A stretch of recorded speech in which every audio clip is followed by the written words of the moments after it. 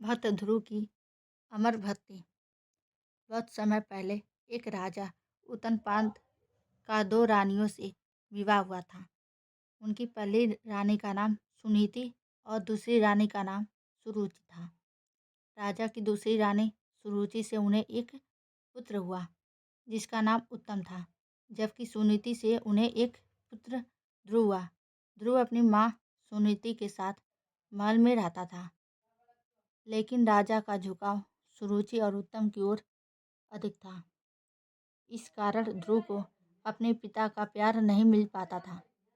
एक दिन ध्रुव अपने पिता की गोद में बैठने गया, लेकिन तभी सुरुचि ने उसे रोक दिया और कहा, तुम्हें राजा की गोद में बैठने का अधिकार नहीं है। यदि तुम यह स्थान पाना चाहते हो तो भगवान नारायण की भक्ति करो। केवल उन्हीं की कृपा से तुम इसे प्राप्त कर सकते हो।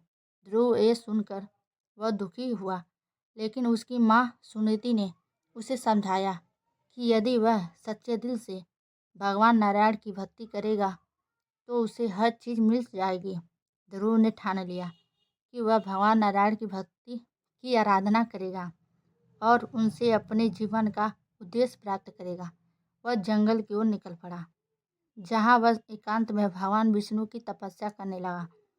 उसे भगवान नारद मुनि मिले, जिन्होंने उसे विष्णु मंत्र दिया और कहा, हे ध्रुव, यह मार्ग कठिन है, लेकिन तुम्हारा संकल्प मजबूत है।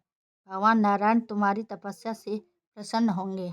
ध्रुव ने विष्णु मंत्र का जाप करते हुए कठिन तपस्या की। उसने बिना खाए पिए भगवान नारायण की आराधना की और धीरे धीरे उसकी तपस्या इतनी कठोर हो गई कि पूरे ब्रह्मांड में हलचल मच गई। अंततः भगवान विष्णु ध्रुव की भक्ति से प्रसन्न होकर उसके सामने प्रकट हुए। भगवान ने ध्रुव से कहा, बालक, मैं तुम्हारी तपस्या और भक्ति से अत्यंत प्रसन्न हूँ। जो तुम चाहते हो वह तुम्हें मिलेगा। ध्रुव ने भगवान विष्णु से कहा, हे प्रभु, मैं आपको पाना चाहता हूँ। भगवान विष्णु ने ध्रुव को आशीर्वाद दिया और कहा, तुम्हारा नाम सदैव अमर रहेगा। आकाश में तुम्हारे नाम का ध्रुव तारा चमकेगा और तुम्हारी भक्ति का उदाहरण युगों युगों तक रह दिया जाएगा। इस प्रकार ध्रुव की भक्ति और संकल्प ने उसे अमर बना दिया। वह बालक जिसने केवल भगवान विष्णु की भक्ति में अपना जीवन समर्पित किया, वह ध्रुव तारे के रूप में अमर हो गया। इस कहानी से यह शिक्षा मिलती है कि सच्ची भक्ति और दृढ़ संकल्प से कोई भी लक्ष्य प्राप्त किया जा सकता है।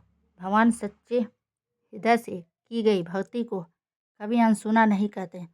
ध्रुव की भक्ति और समर्पण हमें सिखाता है कि अपने लक्ष्य के प्रति अडिग रहना चाहिए और ईश्वर में अटूट विश्वास रखना चाहिए।